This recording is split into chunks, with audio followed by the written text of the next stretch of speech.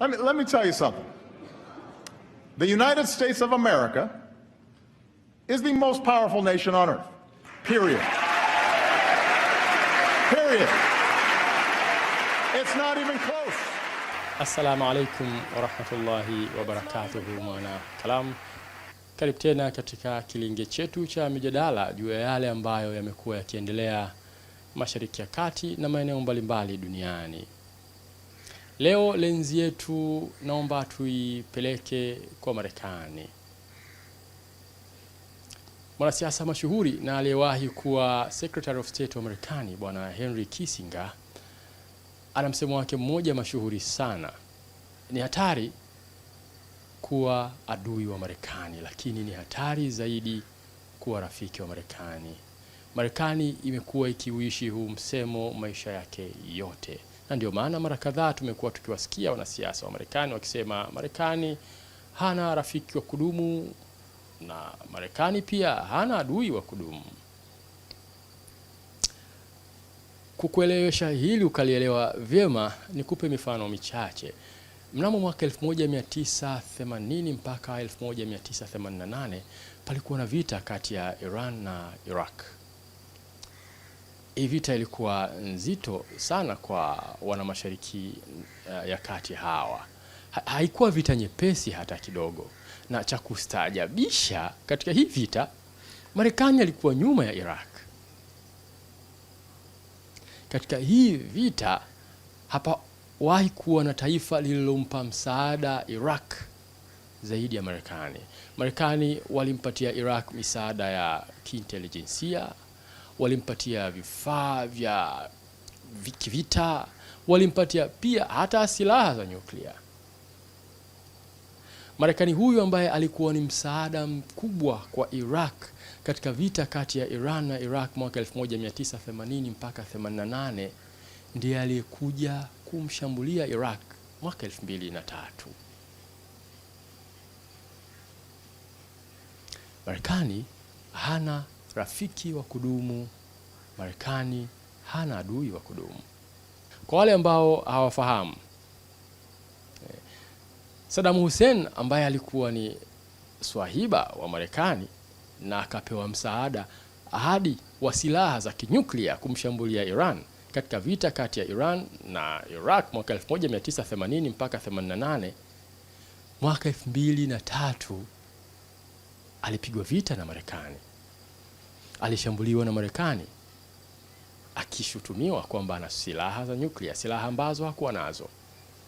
Kwa nini? Kwa sababu Marekani alikuwa na maslahi yake mapya dhidi ya huyu bwana. Kwa nini? Kwa sababu Marekani alikuwa na mipango yake na Iraq kwa wakati huu. Saddam Hussein ambaye alikuwa ni rafiki wa Marekani mwaka 1980 mpaka 88 alitolewa korokoroni, shimoni ndani ya nchi yake ya Iraq na Marekani. Akachukuliwa na kupelekwa kizuizini. Baada ya siku kadhaa tukamuona kwenye Kangaroo Courts. Kwa wale ambao hamfahamu, Kangaroo Courts ni zile courts ambazo tunaita ni courts za mchongo.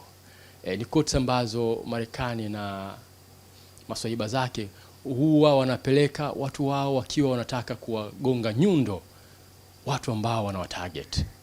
Ukipelekwa kwenye Kangaroo Court, you are finished. Umeisha. Huko hutakuwa na wakili, hautakuwa na mtu yoyote. Ni wewe na majaji ambao huwekwa kimchongo na hama bwana wakubwa. Saddam Hussein alipelekwa huku na akapigwa nyundo. Nini kilifuata? Akauawa, alinyongwa. Mtu ambaye alikuwa ni swahiba, hasa swahiba wa karibu wa Marekani mwaka 1980 mpaka 88. Marekani hana rafiki wa kudumu na wala hana adui wa kudumu. Kitu pekee ambacho ni muhimu kwa Marekani ni maslahi ya taifa lake. Mwaka 1983 mpaka 89 Marekani ilikuwa na mahusiano mazuri sana na Panama. Wakati huo Panama ikiwa chini ya chuma Manuel Antonio Noriega. Marekani ilikuwa karibu sana na huyu bwana. Idara ya usalama wa Marekani, FBI, na serikali nzima ya Marekani ilikuwa karibu sana na Noriega. Walifanya naye deals nyingi sana. Lakini baada ya kumtumia na kumaliza walichokuwa wanakitaka, mwaka 1990 Marekani ilimkamata Noriega. Akapigwa na kesi za madawa ya kulevya, na picha akapigwa, tunaita hizi mugshot, kama mtuhumiwa akiwa ameshika kibango. Unaweza kuona hapo picha ya Noriega akiwa katika mavazi ya kijeshi, kiongozi mkubwa wa taifa la Panama, mwenye hadhi na heshima, na pembeni picha ya mugshot akiwa amekamatwa, kiumbe dhalili kabisa. Hawa ndio Marekani. Hawana rafiki wa kudumu, hawana adui wa kudumu. Ukiwaona mahala, jua wana maslahi yao. So usije ukafall kwenye mtego wao na kuanza kuimba hadithi za piga huyo, shambulia, komesha huyo. Utakuwa unachezeshwa mziki ambao haukuhusu. Tukitoka hapo ni kulete kwingine ambako kutakupa picture pengine nzuri zaidi ukawaelewa Marekani. Wengi tumekuwa tukiimba nyimbo za demokrasia, na wengi tumekuwa tukiamini kwamba Marekani ni baba wa demokrasia, lakini ukweli wa mambo ulivyo, Marekani ni maslahi yake kwanza, alafu mengine yanafuata. Hata uwimbo wa demokrasia ambao amekuwa akiuimba sana, huimba pale penye maslahi yake tu. Nikupe mifano ya baadhi ya maeneo ambayo yanaonyesha dhahiri kwamba Marekani si muumini wa demokrasia. Marekani ni muumini wa maslahi yake tu. Mnamo mwaka 1971 mpaka 1997 Zaire ilipata kutawaliwa na kiongozi mmoja mashuhuri sana, Bwana Mobutu Sese Seko. Bwana sifa yake kubwa ilikuwa ni udikteta. Huyu bwana neno demokrasia halikuwahi kuishi katika kamusi yake. Lakini huyu bwana aliwekwa pale na Marekani. Kwa nini walimweka Marekani pale? Walimweka pale kwa sababu huyu bwana hakuwa radical, hakuwa mwana mageuzi. Uongozi wa Marekani wa wakati huo uliamua kumweka Mobutu pale kwa sababu hakuwa na chembe za kimageuzi. So aliwekwa pale ili afanyikishe mipango ya mabwana wakubwa. Na wakati akiyafanya hayo, na yeye alitake advantage, akajilimbikizia mali kadri vile alivyoweza. Kwa hiyo ukiangalia mfano huu unapata kuona wazi kwamba Marekani si waumini wa demokrasi.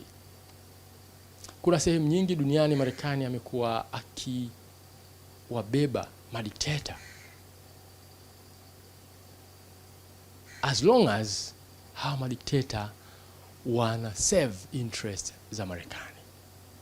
Haya unaweza kuyaona sana kwenye kitabu cha kwenye cable ya WikiLeaks.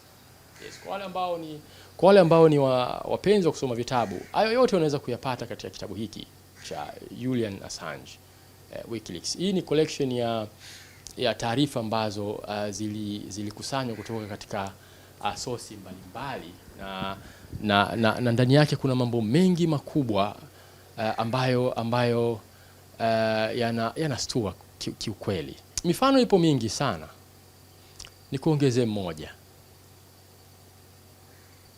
Bwana Gurbanguly Berdimuhamedow alipata kuwa rais wa Turkmenistan mwaka 2006 mpaka 2022. Huyu bwana baada ya kutoka kwenye kiti akamkabidhi mwanae ambaye yupo mpaka sasa. Turkmenistan ni nchi ambayo ipo jirani pembeni ya bahari ya Caspian. Imepakana na Afghanistan, imepakana na Iran. Nchi ambayo ina utajiri mwingi sana. Kuna gesi pale na utajiri mwingi mwingine. Marekani ilikuwa na maslahi ya eneo hili. Na kipindi hiko wakati bwana Gubenguli yuko pale, Hillary Clinton alipata kuwahi kwenda pale na picha wakapiga.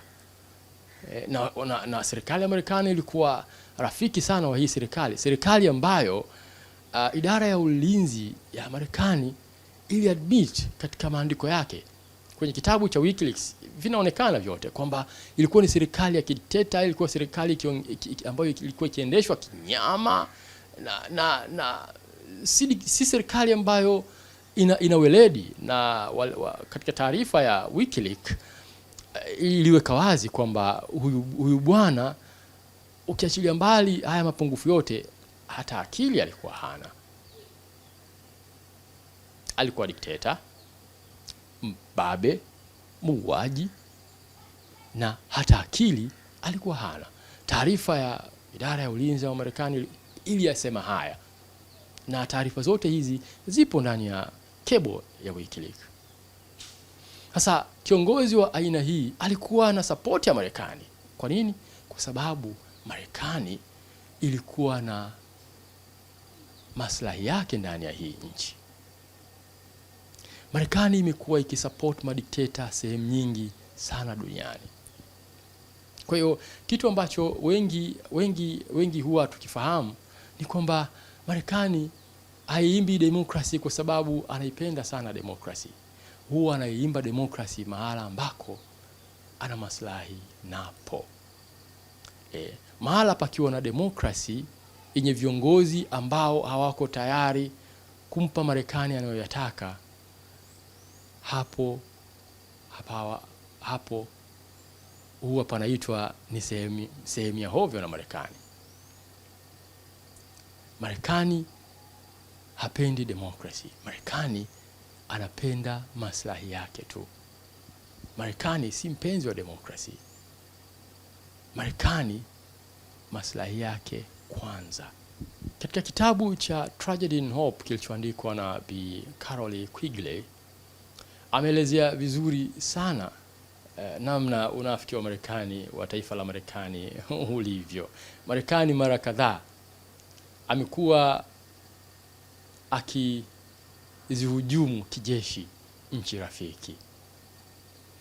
Na amekuwa akifanya haya kupitia vikundi ambavyo vinaitwa non-state actors.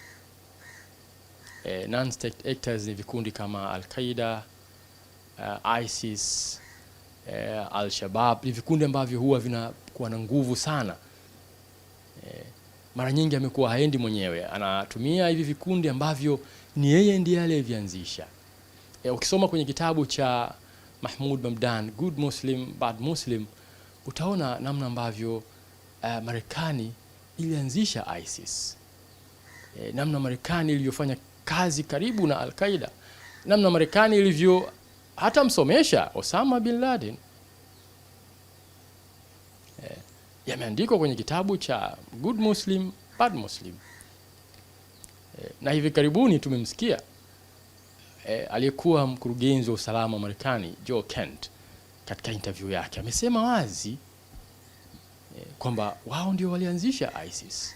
Alafu bahati nzuri au mbaya akasema uongo hapo kwamba baada ya kuianzisha ISIS wakashirikiana na Al-Qaeda pale Syria, wakafanya mambo mengi sana, lakini baadaye ISIS ikakengeuka na kuanza kufanya vurugu barani Ulaya. Umeona, then ikabidi waanze kuangalia namna kuishughulikia. The truth is, hata huko barani Ulaya ISIS ilitumwa na Marekani. Kwa hiyo huwa inavitumia hivi vikundi kufanya mambo yake. We came in and we said we're going to work with the Israelis, but we're also going to have to work heavily with the Sunni population on the ground in Syria to create an uprising. And that's where ISIS came from. We worked directly with Al-Qaeda. Hillary Clinton's emails confirm this. The operations that we were doing to support the so-called Free Syrian Army, and there were some moderates there, but the most effective guys initially were Al-Qaeda and then eventually ISIS. Now, obviously, ISIS got out of control and they started plotting attacks in Europe. They started plotting attacks in America. They took over large swaths of Iraq. So we then had to go back and put out once again the brush fire that we had started and go after ISIS. And that's where I lost my late wife. But Israel was the driving factor in that. We took down Saddam, who was a strong man against Israel. We then had to go in and take out Assad, who was a strong man against Israel as well. And now this is the third phase. We're going now into Iran to take out that strong government for Israel. Anaweza akawa ni rafiki na wewe Marekani leo, lakini still akakuhujumu kijeshi, akiwa anataka kufanikisha malengo yake. Na normally huwa wanatumiaga technique ambayo inaitwa plausible explanation. Yani anatengeneza mazingira, analeta hivi vikundi, vinafanya uharibifu, alafu panakuwa na mazingira ambayo ukiangalia humuoni Marekani moja kwa moja. Humuoni. Kwa hiyo unabaki ukiwa una guess tu kwamba inawezekana pia si Marekani, lakini hii imekuwa ni shughuli yake miaka yote. Marekani maslahi yake kwanza. Tunaona anayoyafanya nchini Iran, na baadhi yetu tumekuwa mashabiki sana, tukiamini kwamba Iran anapaswa kupigwa. Iran si watu wazuri wale bana. Iran hivi, Iran vile, lakini kinachofanyika Iran ni muendelezo wa sera ya Marekani. Kwa hiyo sisi kama watu ambao tunapaswa kuwa tunahoji majambo, hatupaswi kushabikia tu, tunapaswa kuuliza maswali magumu. Kwa nini Marekani hafanyi vurugu anazozifanya Mashariki ya Kati kwa sababu anauchukia sana Uislamu? Na naomba hili tuliweke sawa, kwa sababu Waislamu wengi, ndugu zangu Waislamu wengi, tumekuwa tukipiga hizi kelele kwamba huyu bwana ana chuki na Uislamu. Hapana. Marekani hana chuki na Uislamu. Marekani ana chuki na yeyote ambaye atakaa kwenye njia yake. Marekani shida yake, njaa yake ni mali. Kukiwa na mali ambayo anaitaka katika eneo lako, usipompa unageuka kuwa adui. Na njia yake moja siku zote imekuwa ni kukupa jina baya. Walikuja na hadithi zao, stori zao, propaganda zao za hadithi za ugaidi. Ile ilikuwa ni njia tu ya kuhalalisha anayoyafanya. Na kama kawaida, trick yao ni ile ile, divide and rule. Wagawe, watawale. Hawa bwana ni magaidi. Tunawapiga kwa sababu ni magaidi. Wakishasema hivyo, manake public ita-sympathize nao. Itaona kwamba hawa jamaa wanatutengenezea dunia. Lakini ukweli ni kwamba hawatafuti magaidi. Ukiwa unapingana na mambo wanayoyataka, wewe ni adui yao. Wako Iran kwa sababu kuna wanavyovitaka ndani ya Iran. Wako Iran kwa sababu kuna wanayoyataka nje ya Iran, lakini Iran amekuwa kikwazo. Leo wako Iran, kesho wanaweza kuwa kwako. Kwa hiyo ukikaa usishabikie. Iran anapigwa kwa sababu ya mafuta. Iran anapigwa kwa sababu Marekani hataki pawe na taifa lingine lenye nguvu kama yeye. Iran anapigwa kwa sababu Iran anafanya biashara na China ambaye Marekani anamuona kama ni tishio namba moja duniani. Iran anapigwa kwa sababu Iran amekaa kwenye njia ya Marekani. Iran amekuwa ni mtetezi wa Gaza, wa Palestine. Iran amekuwa kikwazo katika namna nyingi sana katika project ambazo Marekani amekuwa akitaka kuzifanya katika Mashariki ya Kati. Kwa hiyo wakati tunatazama haya majambo, tusiyaendee kishabiki. Marekani hana rafiki. Leo anampiga Iran, kesho anaweza kukupiga wewe. Hadi wakati mwingine, assalamu alaikum.